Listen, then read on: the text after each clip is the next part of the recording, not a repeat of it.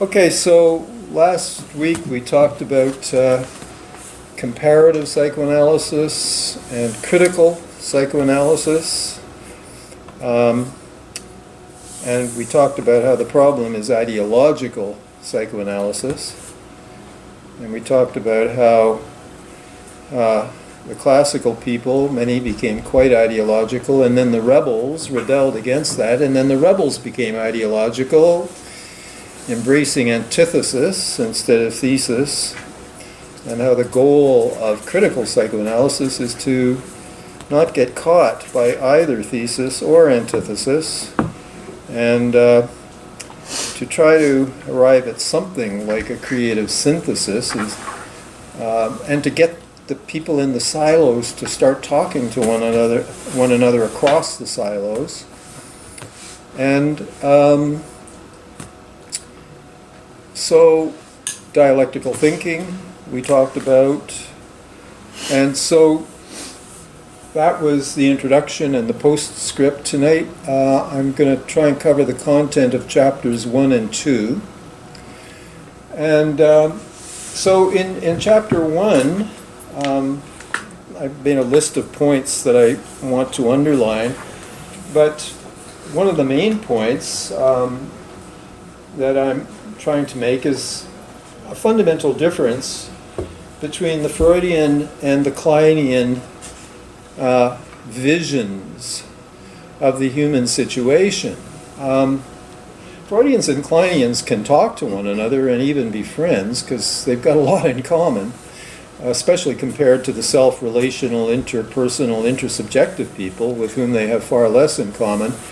But just because we can talk to one another doesn't necessarily mean we're in entire agreement. And I think there is a fundamental difference between Freud's vision of the human situation and the human problem, the core human problem, and the Kleinian vision of the core human problem.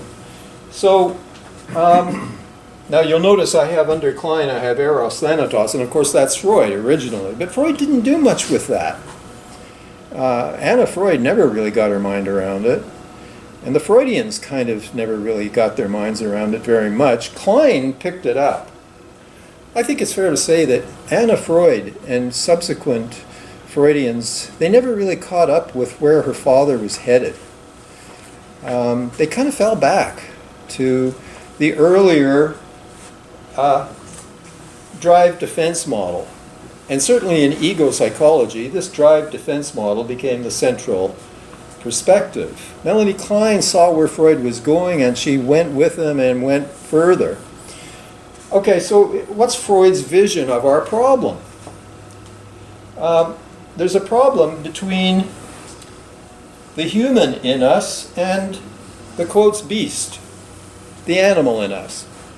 Freud essentially blamed the problem on drives, which, in Instincts and Their Vicissitudes, he says the drive is composed of 4 elements: an aim, an object, a pressure, and a source. And he knew he was not talking about animal instincts, because the human trieb, the human drive, Freud was well aware, differed from animal instinct in that the aims and the objects are acquired, learned.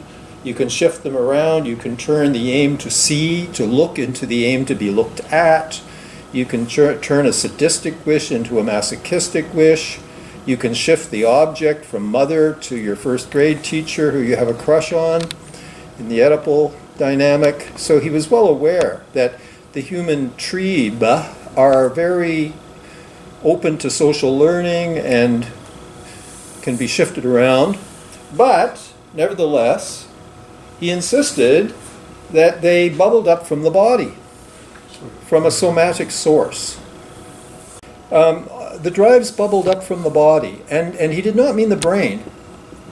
He meant a bodily zone. He thought that human sexuality bubbled up from the gonads and the genitals. He could never really specify the bodily source of the aggressive drive. But he thought that the drives, both sexual and aggressive, bubbled up from these somatic sources. He was honest enough to admit that he couldn't pin down the somatic source of the aggressive drive, which should have caused him to question the whole idea of the drives as bubbling up from the body, but it didn't. I wish it had. But he stuck with that. And so, ultimately, our antisocial impulses and inclinations come from the animal, the beast, the somatic part of us. And of course, he's a 19th, early 20th century thinker, and those bourgeois thinkers really thought that our base drives have something to do with the animal, the beast, the dark continent, primitive races, the working class, who he thought the proletariat was lazy, brutish, stupid, and oversexed. Primitive races, the primitive part of us, the animalistic part of us, the beast. And he thinks that's where human aggression comes from. And he thinks that civilization gives us defenses. It gives us defenses against a regression into this primitive kind of barbarous element in ourselves. It was the great Erik Erikson who pointed out that Freud's model of the human being is a centaur model. You know, the centaur, that mythical beast with the torso and the head of a man and the body of a horse. And that's a dualistic image, right? Ego and superego. Ego being reason, superego being morality. Ego and superego are on the human side, perpetually in conflict with id, ultimately on the id side, or at least its roots are in the animal part of the human being. There's your centaur model. Torso and head, body of a horse. This conflict can never be overcome. And here's part of the tragic, pessimistic Freudian vision. I remember Charles Brenner at the Waldorf in New York in about 1982 or 4 or something. He just published The Mind in Conflict. And he stood at the podium and talked about this perpetual conflict, because conflict was the central image of his vision. And people stood up and said, but, I mean, is all we can do in psychoanalysis exchange maladaptive defenses for more adaptive defenses? And he said, yes, that's all we can do. The psychoanalytic cure is taking defenses that are breaking down or that cost too much in suffering, etc., and replace them with more adaptive defenses that permit more pleasure, more success. But the fundamental conflict you can't ever get rid of, because we have this id, this beastly id, and we can't get rid of it. And you know, as far as he's concerned, a boy can never overcome his Oedipal hatred of his father.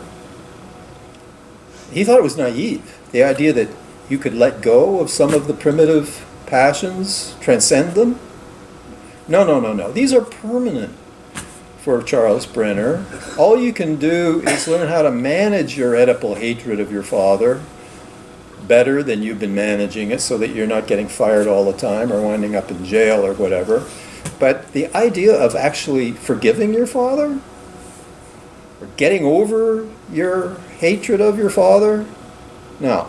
There's no room in psychoanalysis for that. These are permanent conflicts. So I think that's the Freudian vision. Now the Kleinian vision is very different. Very different. It's not a mind-body conflict.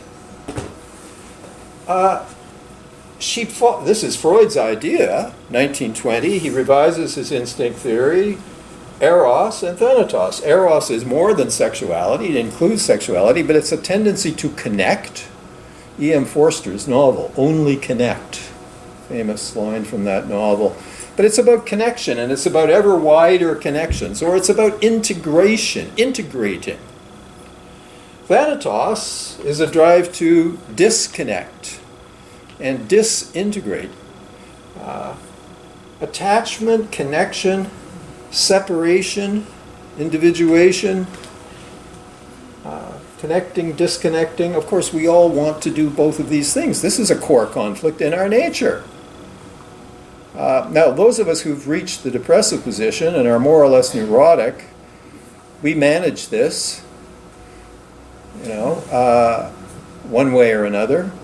The need for privacy, and disconnection. Together we work out a compromise of some kind so that we can connect and have a relationship and relate, but we also want to withdraw.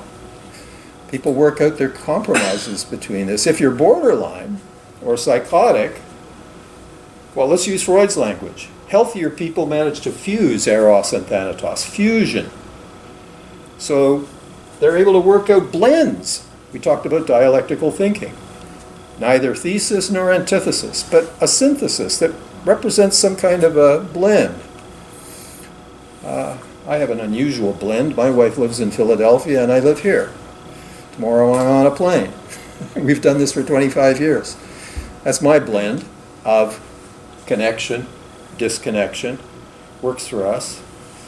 Other people manage to actually live in the same house. Some people actually manage to inhabit one bed. Anyway, so varying degrees of fusion. Borderlines have diffusion. So they're at the extremes. They're like idealizing and making idols and worshiping and the all-good object that they want to fuse with. But then on the other side, there's the all-bad object, which they dread fusion with. Fusion now becomes engulfment, being swallowed, eaten alive. And so borderline relationships, captured beautifully by the playwright Sam Shepard, A Fool for Love. In the stage directions, it takes place in a motel unit.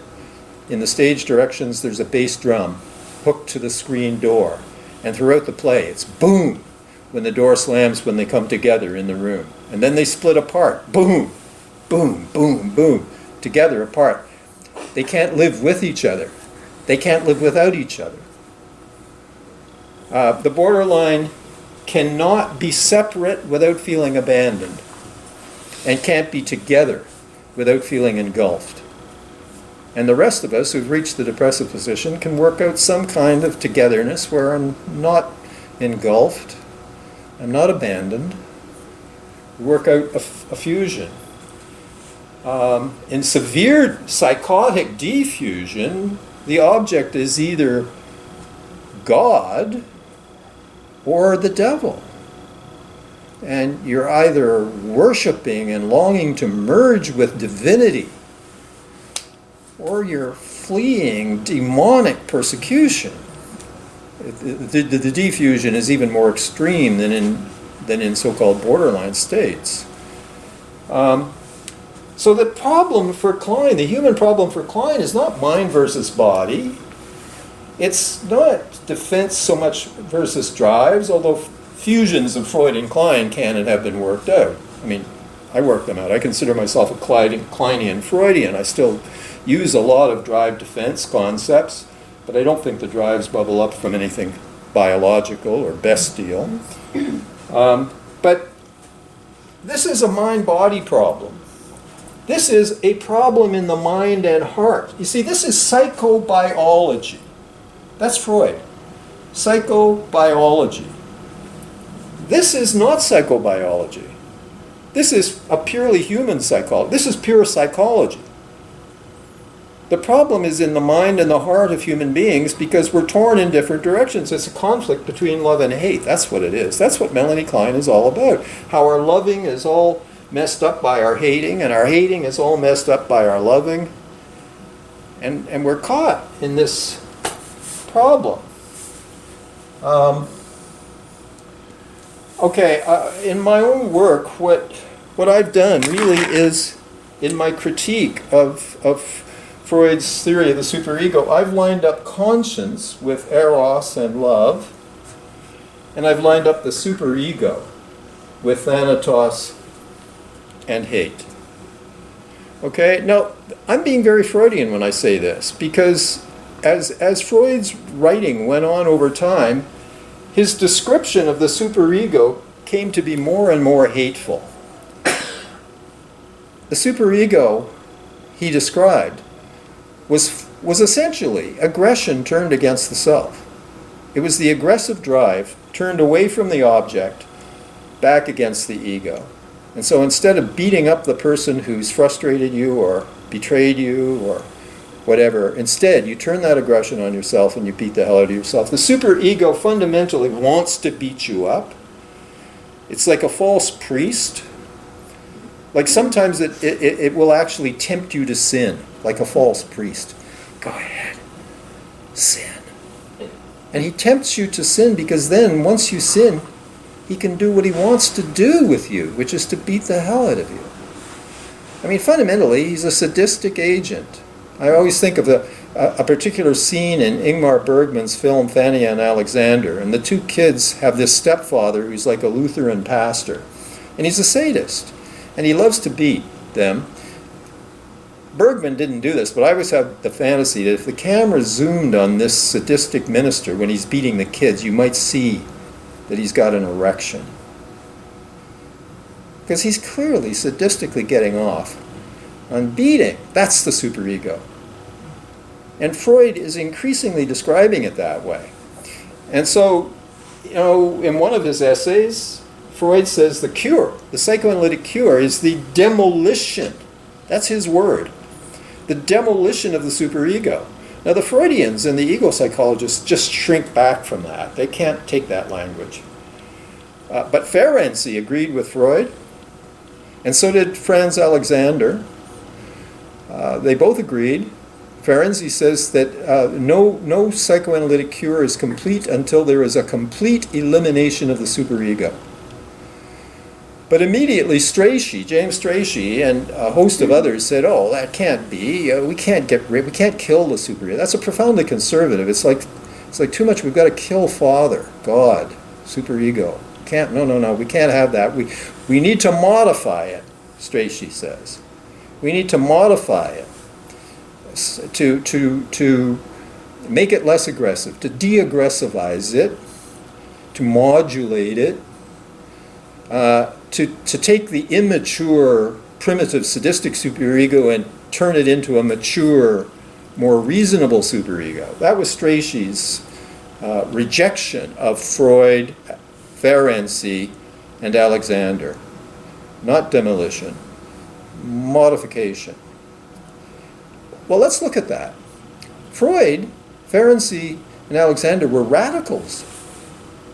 They were radicals. They were calling for a complete revolution. Because the superego is the tyrant who dominates the psyche. And they're saying we got to kill the tyrant. Strachey is like a good liberal. Oh, don't talk to me about revolution. Piecemeal social reform. Okay. That we can manage. And of course the field went with that. The field bought Strachey against Freud, Ferenczi, and Alexander.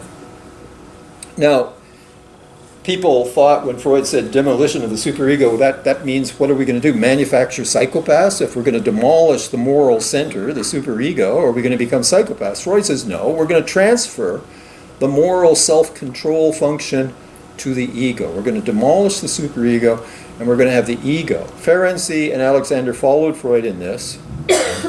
We're going to have reason. Remember, Freud was a Platonist.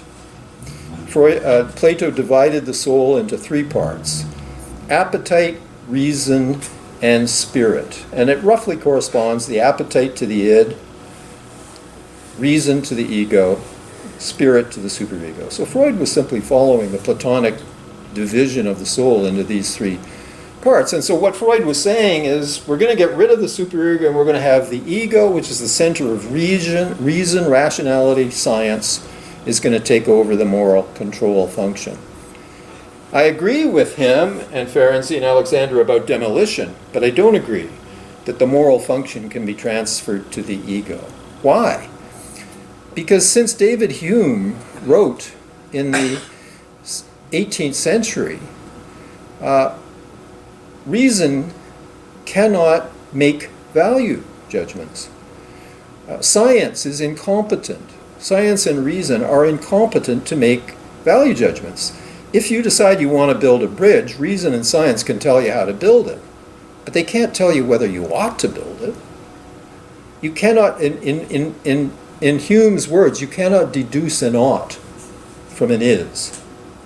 Science is descriptive, but ethics and morality are prescriptive. Do unto others as you would have them do. Don't do unto others what you don't want them doing. That's a value statement. Science can't do anything with that. So the ego, because it's the center of reason, it can't take over the moral function. In Western thought, the people who understand this best are the existentialists. Jean-Paul Sartre, for example, he understands that you can't go running to reason and science to tell you what to do. In fact, for Sartre, you can't run anywhere because he doesn't believe in God. So you can't go to God to be the big referee who tells you what to do. You can't go to science because it's incompetent to tell you what to do. Who are you going to go to? Well, Sartre gives us the example of a young man during the Second War. His older brother, he's got this old mother who needs him. His older brother has died fighting the Nazis. His father is a collaborator working with the Nazis. The younger brother wants to go to war, but he might be killed, and then who's going to look after his mother? So he's got this dilemma. Should I stay home and look after my mother, or should I go fight the Nazis? And I guess he comes to Sartre. And Sartre points out that you can't go anywhere, really, for advice, because who you go to, you're already choosing the advice you're going to get by who you go to for it. So he could have gone to a priest, but there are collaborationist priests, there are priests of the resistance, and there are fence-sitting priests. So you're going to get the advice that you choose to get by going to the person you go to. So where do you go to get advice? Nowhere. You decide. And you define who you are through your decision. I mean, that's existentialism. Now, I'm not here to advocate existentialism, although I consider myself a Sartrean in that sense. But I'm just trying to make the point that Sartre certainly knew that you can't go to science to get advice on how to live. That's a philosophical, ethical, there's a leap. You define yourself by choosing. So the ego can't take over from the superego. So that's a problem. So I posit conscience. And my work is a plea to reverse the decision Freud made in 1923. Up until 1923, he sometimes spoke of a conscience. He didn't contrast it, but once he posited the superego, he stopped talking about conscience. He merged the superego, or the conscience, into the superego. Conscience, i.e. the superego, he now says. So conscience disappears into the superego. And at the same time, the ego ideal disappears into the superego. He abandons both concepts, conscience and ego ideal. And he allows them to be subsumed by this other concept of the superego. I think it's a shame. I think it was a big mistake. The ego ideal was a very useful concept. Freud talked about, probably if he'd hung on to ego ideal, we wouldn't have had to evolve Kohut's self-psychology. Because Freud's idea was that you compare your real ego with your ideal ego. And if you see yourself, if you get an A on a paper and you're a student, you get an A, your real ego comes up a little closer to your ideal ego. And you feel a bit of an inflation. You feel pretty good about yourself. If you get a D, the distance between your real ego and your ego ideal is greater and you feel deflated. So self-esteem has a lot to do with these comparisons of your real self to your ideal self. That's useful. That's a useful concept. But he threw it in to the superego.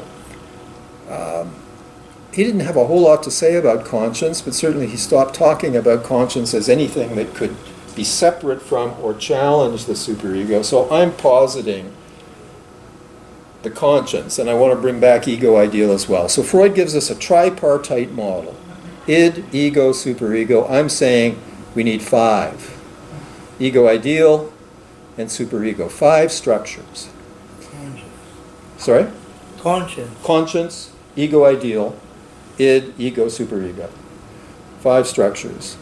And once you've got the 5 structures, you can begin to talk about, we're supposed to be, Ernst Kriest defines psychoanalysis as the psychology of man in conflict. And yet we lost our ability to think and address a whole bunch of conflicts by shrinking the theory to 3 structures. When we get back to 5 structures, we can see that there are 15 conflicts.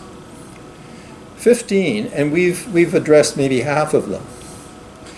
We've addressed conflicts between the id and the ego, between the id and the superego, between the ego and the superego.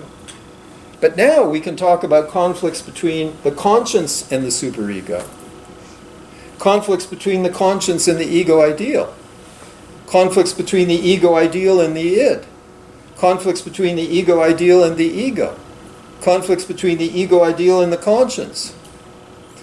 If you lay them out and you remove the overlaps, there are 15. 15 because there are not only the conflicts among the 5 structures, there are conflicts within each of the 5 structures. And that's 5 conflicts. And then there's 10 among. So within the id, there's a conflict between my love and my hate.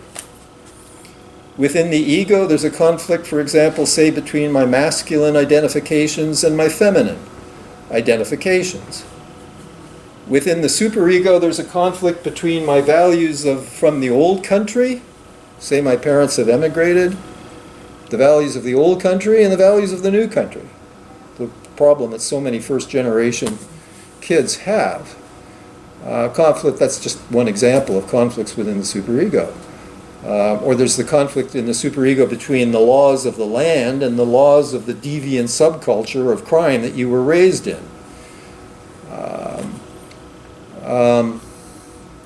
I remember I taught for 46 years at Glendon College, and little girls would arrive from Pentecostal homes in northern Ontario, and they'd be in the big city, and their boyfriends would be trying to get them to have sex, which they had been taught was, before marriage, was sinful, but the boys would be persuasive, and the girls would give in, but they sure weren't having any fun. There was a conflict in their superego between the values of their Pentecostal home back up in Sudbury and the urbane values of the city and the university. So conflicts within. There's also conflicts within the ego ideal. Okay, take for example, part of my ego ideal is that I should be kind. But part of my ego ideal tells me that I should also be truthful. But what happens when being truthful is not being kind? Edward Snowden had a conflict, well, not within his ego ideal. I would say he had a conflict between his superego and his conscience. He was a loyal American. He'd been raised to respect the U.S. government. He'd taken an oath to not reveal state secrets. And yet his conscience, he found that what the NSA was doing was just unconscionable.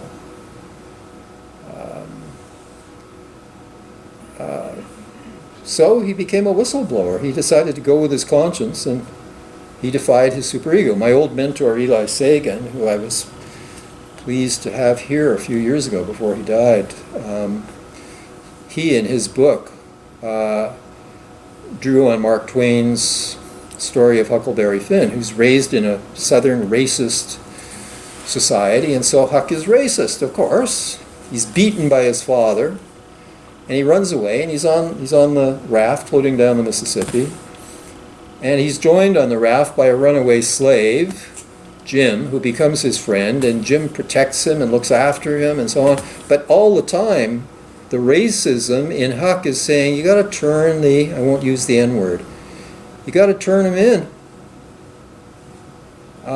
So he writes a letter to Jim's owner, and he's but he can't bring himself to send the letter. I mean, he's having a breakdown on the raft because his superego is pulling him one way, the rules, but his conscience is pulling him in the opposite direction. Finally, he says, okay, I'll go to hell. Turns up the letter. It's going to pay the price of going to hell by defying his superego. I'll go to hell. He tears up the letter. He's not going to turn in his friend. It's a beautiful example of conflict between conscience and superego. So I think that in psychoanalysis we've been really, really hampered in all kinds of ways that I haven't fully thought through, but by the absence of the conscience concept. Take, for example, we training analysts interview applicants for training. Since my work on conscience, I think the most important thing I'm looking for in an applicant is evidence that they have a conscience. I gave a talk about this at the New York Psychoanalytic, and some people said, scoffed, how are you going to measure that in an interview, you know? And I came up with some idea about asking the applicant to tell me something about which they feel guilty about, and they have regret, some crime or sin that they've committed that has harmed someone, and that they feel badly about.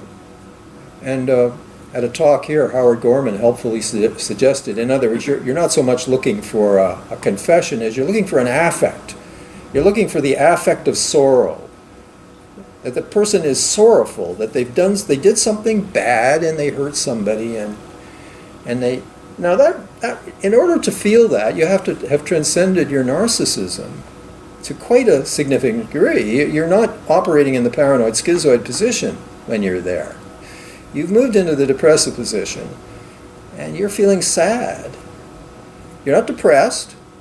That's a common error. There is no depression in the depressive position. There's depressive anxiety, which is what Winnicott renamed the capacity for concern, which is very much concern for the other. Depression is a paranoid schizoid thing where you're beating yourself up and calling yourself no good and useless and bad.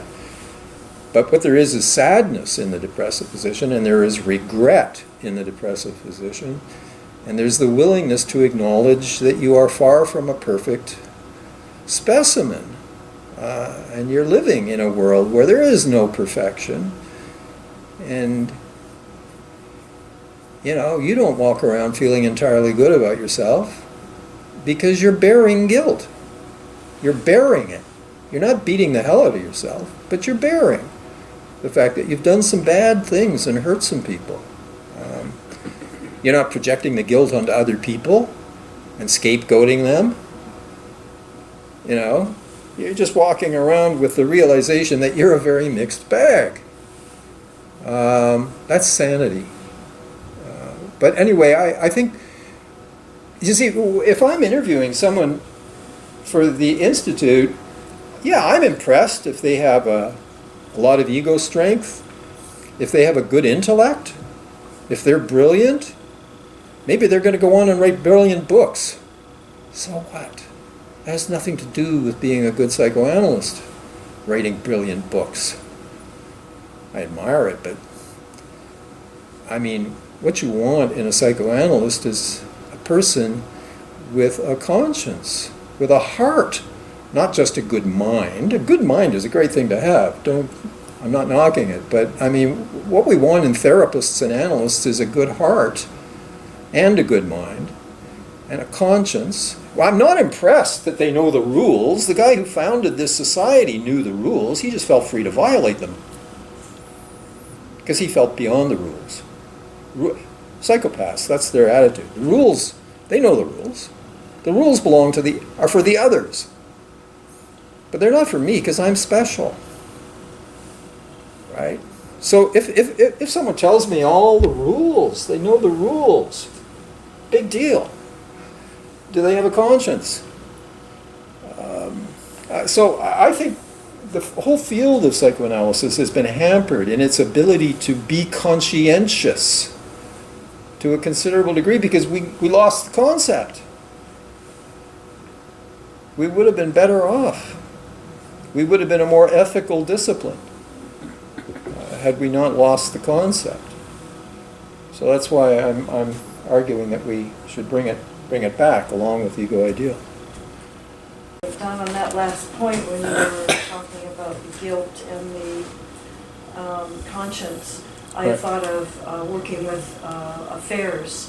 Yes. And it's when the affair partner can actually turn to the person that's been hurt and convince them with loving honesty that they really feel compassion and shame for what they had done, Right. that one can move forward. The person who's been hurt can move forward. Right. Because I think, as you're saying, the conscience has been revealed, Activated. and the person actually feels a sense of remorse Right. for Right. what they did.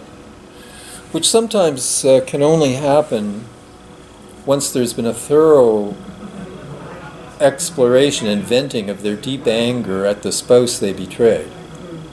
I mean, how am I going to feel genuine conscientious regret that I had this affair until I've really had a chance to talk about the fact that in some ways she drove me to it? Can Well, she yeah. hear that? Pardon? Can she hear that? Well, I don't think in the beginning he or she could hear that. No. Depending on who had the It's a affair. lot of work.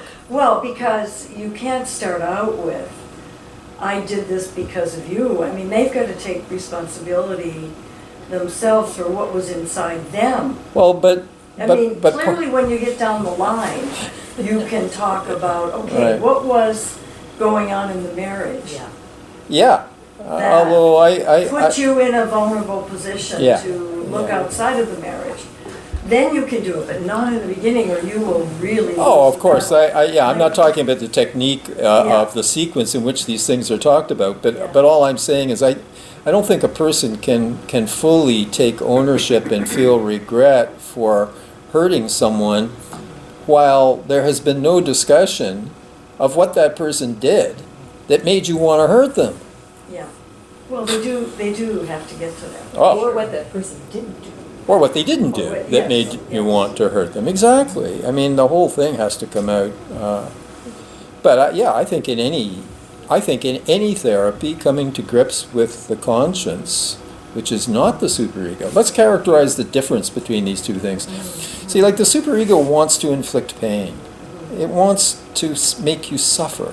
It's persecutory. Yeah. You see, the conscience, people always think, well, the conscience is some easy peasy, all forgiving, anything goes. No. We have this phrase, the bite of conscience. Conscience bites. But it bites regretfully, like it doesn't want to hurt you, but it disapproves of you. It looks at you and it says, you've chosen the wrong path. You're off the path, boy. I'm calling you back to get on the right path again. And if you come back, I will kill the fatted calf, and we will have a feast, prodigal son. You will be forgiven. You'll be welcomed back. Someone trying to get in Yeah, there. the door's closing. Okay. So the conscience is it wants to be forgiving, but it's not going to forgive until you've turned. It's calling to you to make a turning, and it's not happy with you, and it will keep you awake, No rest for the wicked. It's eating at you. But not in the sense that it desires to, like when it's hurting you, it's like a father who is disapproving of you and reproaching you, but he has tears in his eyes. He has tears in his eyes because he's hurting because you've turned away from the right. And he's calling you back, and he's hoping you will turn and come back. That's very different than the superego. Yeah. Superego only pretends to be concerned with right and wrong. Well, again, with the affair situation, Yeah. with the injured partner, the superego gets intensely activated. Absolutely. And then the person, talks about the situation out of, Sadism. yeah. They become sadistically reproaching, and the poor sinner has to sit there and take it. Yeah, yeah. And it's a scene of persecution. You're talking moral about stance. typical couple therapy stuff? Well, yeah, Sally brought up the issue of couple therapy Yeah, in I'm the case of using it an as affair. an Exactly, example okay, of great. the superego Yeah. versus the Perfect, conscience. perfect Yeah. example. Yeah, no, it's a great example.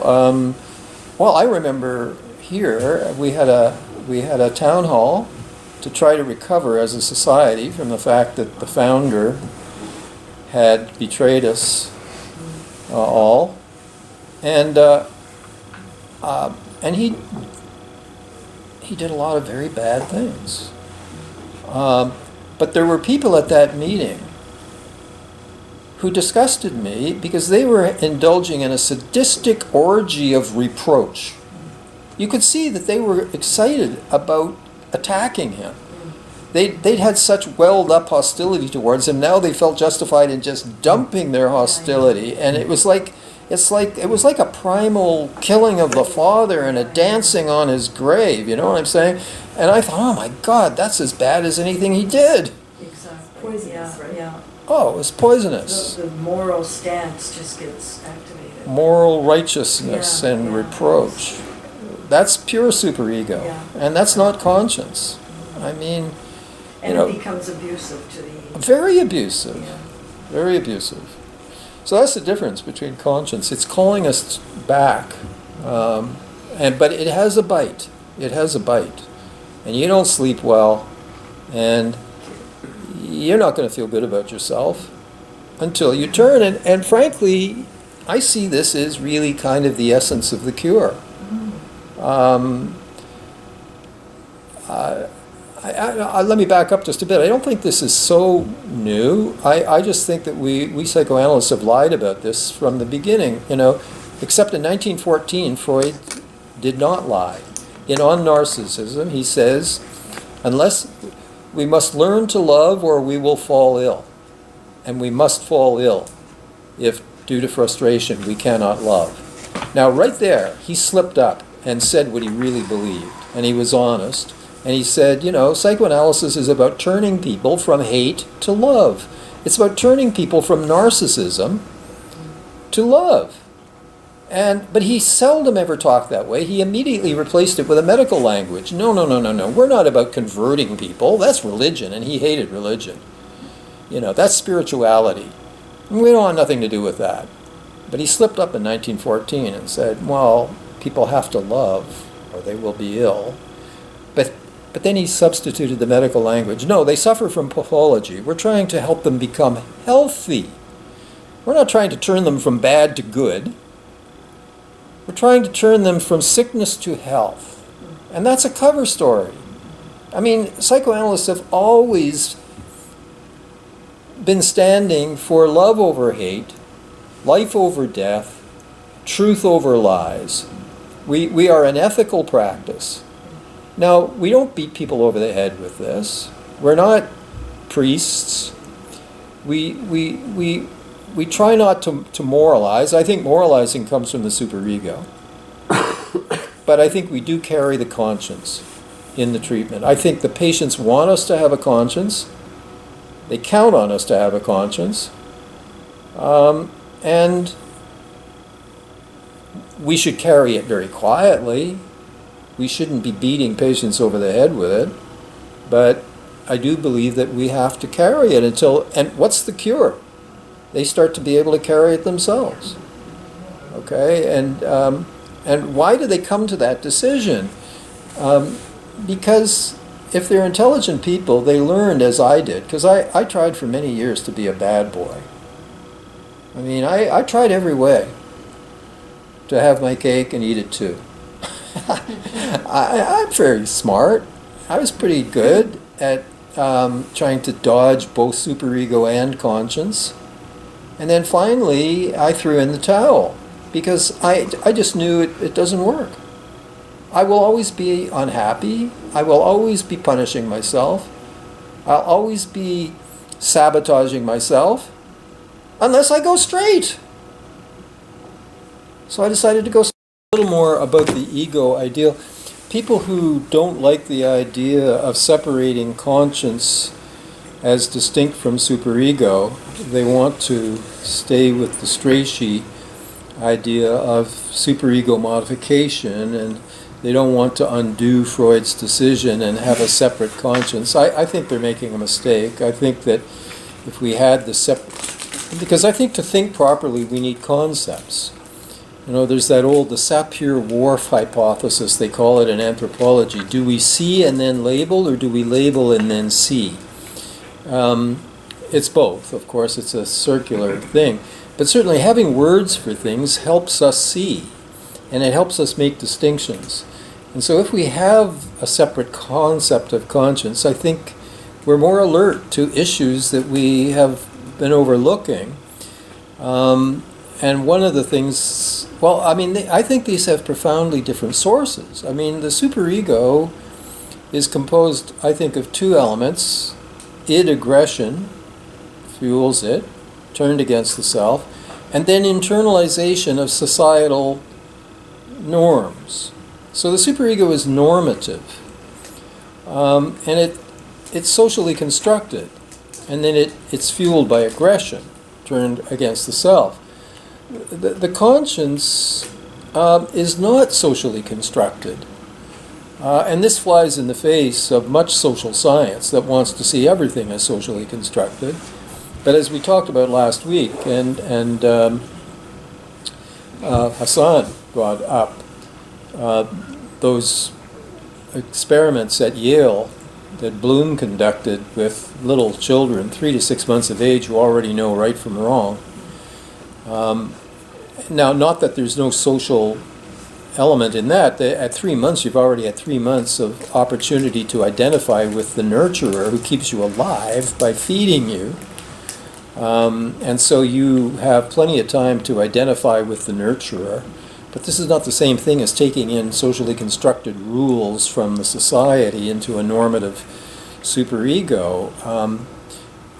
Long before, Hassan, if you're still there, long before Bloom at Yale, René Spitz, the early child observer, he made films in which a mother has got the baby at the breast, and while the baby is nursing at the breast, the baby's putting his fingers into mother's mouth.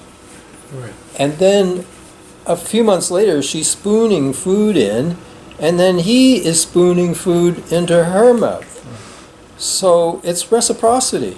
He's receiving love, he wants to give love. I think this is the core of conscience. And I think we all have a conscience. Some people, psychopathic people, are very good at walling it off and silencing it. But, you know, if we're alive, we've been loved. We know what love is. If we've learned language and bowel function, we've been loved fairly well. Someone cared. They kept us alive. We know, and so we owe them. And we feel compelled to give back. I like that phrase you're hearing more and more these days about paying it forward.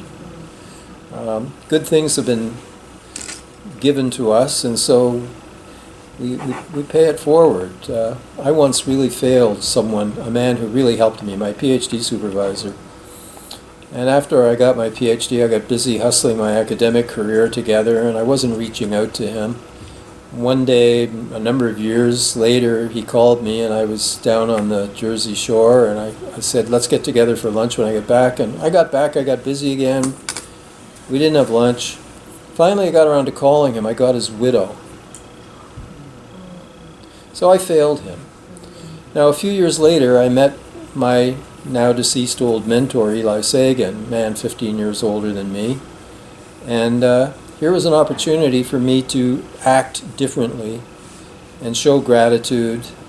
And I did that. Like, we did some fun things together. We presented together here at a scientific meeting. We presented together in Boston. We did a number of things together, and I was very careful to stay in touch with him until he died. So I had to pay it forward to someone else. I couldn't repair with the man that I had failed, but I paid it forward.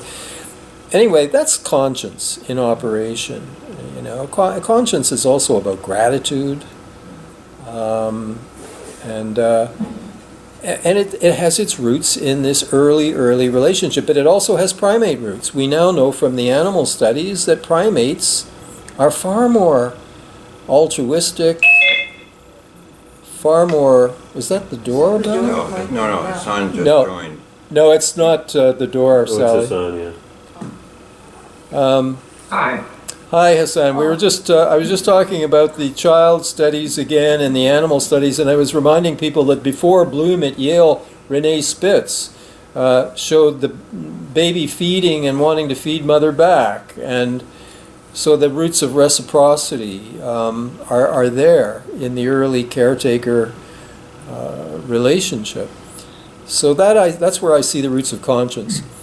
People who don't like the idea of separating conscience out from superego say, well, you want to reintroduce the concept of ego ideal. Why don't we just, why can't the ego ideal be a conscience? And by the way, that's what Erik Erikson tried. Erik Erikson was also very unhappy with the psychoanalytic theory of the superego, and he was looking for a conscience, and he thought he could find it in the ego ideal. It didn't work. It can't work. Why? The ego ideal is a completely narcissistic concept. Like when I'm comparing my ego against my ego ideal, how I really see myself as opposed to the way I would like to be, my mind is entirely on me.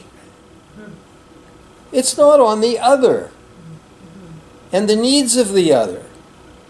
I'd like to polish my image so I could worship it with more enthusiasm by moving it closer to my ideal. Well, isn't that wonderful?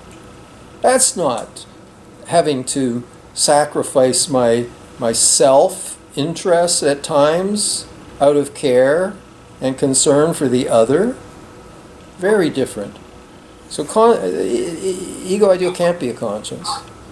That's why I really push this idea of separating conscience out from superego and from ego ideal. And there can be a conflict between conscience and ego ideal. Let me see if I can think of, well, my ego ideal, I could have a lot of pride and egotism invested in being a ladies' man. But that conflicts with my conscience, which is about loyalty to my wife and a desire to not hurt her. Like loyalty could be a superego rule, but the desire to not hurt her, that's conscience. People say, you know, I agree with the standard psychoanalytic rule. We can't be superego-ish with our patients. I agree. But what do you do with someone who, say, is telling you about corrupt things that they're doing? Well, I wait until I get more of the whole story. And what I find frequently is they can't hold on to the dirty money. Like I had a guy who was always telling me about how he was getting things that fell off the back of the truck, as it were, but you know, any ill-gotten money he had, somehow it would either be stolen from him, or he would lose it gambling, or someone would steal it. He couldn't hold on to it.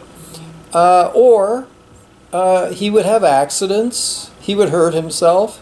And so all the analyst has to do is sit back and collect this information, and then, instead of saying, don't be a bad boy, what you say is, look what happens whenever you do that. Whenever you do that, this is what follows. It looks like that kind of thing is always going to follow, unless you stop doing that. Well, you're not telling him how he ought to live, you're just telling him about the consequences of his living. And the consequences could be sleeplessness, it could be nightmares, it could be accident proneness. Well, some are just incorrigible, and You can't reach them. Well, Freud says that funny thing. Freud says someone consults him about such a con man type. And Freud says, with such patients, what we recommend is that they go to somewhere far away like Australia and there find their fortune.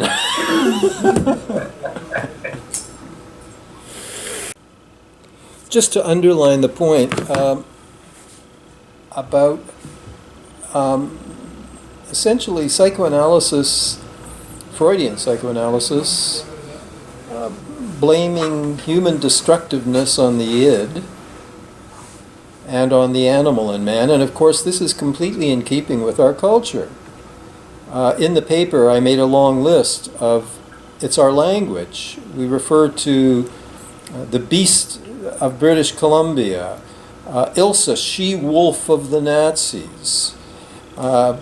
He's a cockroach, she's a vixen, he's a snake in the grass, he's da-da-da-da-da. I gave a whole list of our language.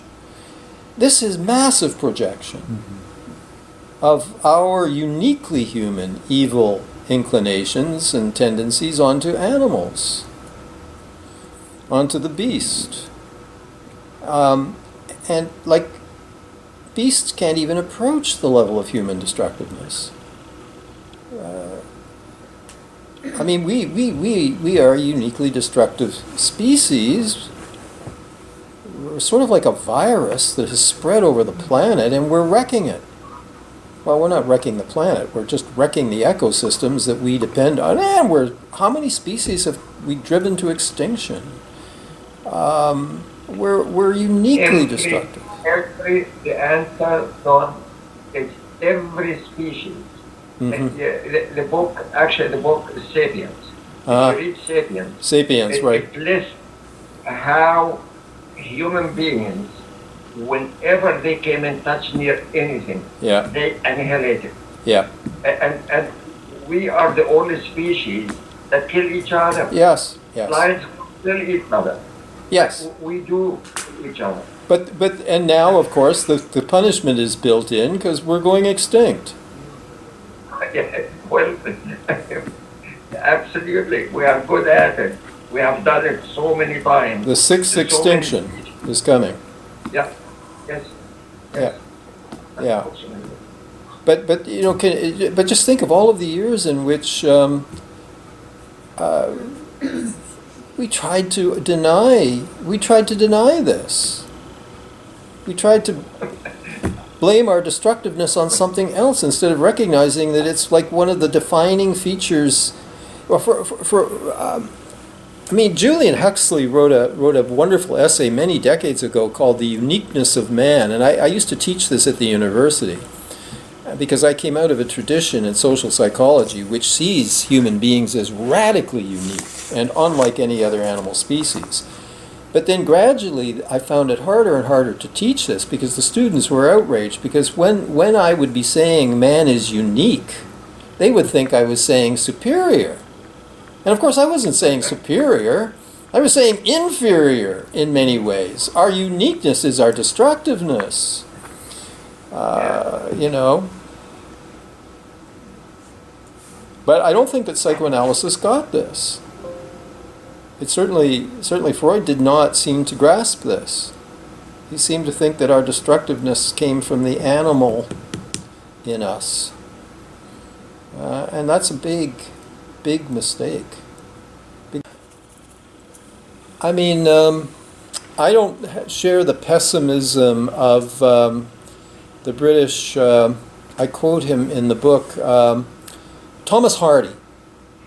Talk about a tragic vision of the human condition in novel after novel, Tess of the D'Urbervilles and so on, Jude the Obscure. But anyway, he wrote a poem, Hardy, and it's called Before Life and After. I can't quote the poem, but it starts off saying, you know, before the birth of consciousness, human consciousness, all went well. A rose was a rose was a rose. Things arose, they died, they reproduced, they died, life. And of course, he's describing animal life, which is in the now. Now, try to get a human being into the now. You spend years in doing zazen, or meditation, well, to try to get into the now. Well, human beings can't ever really get into the now. You know, we're living in the past, we're living in the future. Animals are just, that's partly why we're so fascinated by animals. They're in the now. But anyway, this poem of Hardy goes on, but then he says, but then the birth of consciousness occurred, and things started to go wrong. And he describes how human consciousness disrupts, and the last two lines of the poem are so deeply pessimistic. He says, ere nescience shall be reaffirmed. Nescience, not knowing. Ere nescience shall be reaffirmed. How long? How long? Or the last line of the poem. I mean, so he's saying humanity is a mistake. We're this bizarre species that emerged, and we should disappear. Now I'm not quite that pessimistic, because along with all of the destructiveness came Shakespeare, and all of those wonderful, all of that music, and all of the art, and all of the wonderful things that humanity has created. So I'm not prepared to be a nihilist and to say it was all a huge mistake. But I get Hardy's point. Well, Freud gives us the answer to the question about the superego. He explains how and then Klein adds to it. I mean, Freud says the superego is heir to the Oedipus complex. So he says you don't get a superego till age 5 or 6. Looking at it from the little boy's point of view, he wants mommy all to himself. He's hating daddy, but if he's reached the depressive position, he's also loving daddy. And so he's in mental torture because he's hating the man he loves. And so he feels guilty for hating the man he loves, for wanting to steal his woman and have mommy all to himself. And he's full of anxiety because daddy is big and scary and dangerous, and if daddy finds out that I want him dead and gone and steal his woman all to myself, God knows what he's going to do to me and to my organ that gets excited when I'm near mommy.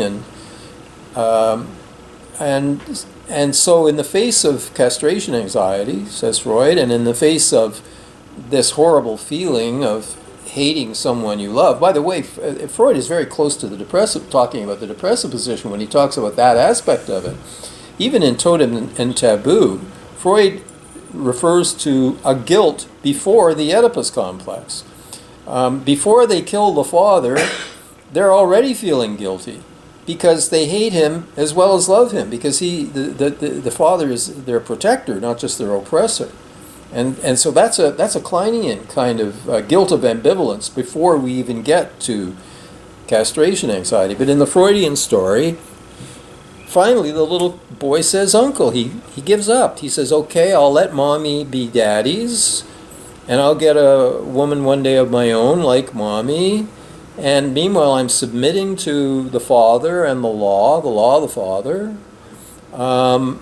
And I'm taking my father and his law into myself. I'm internalizing the paternal law.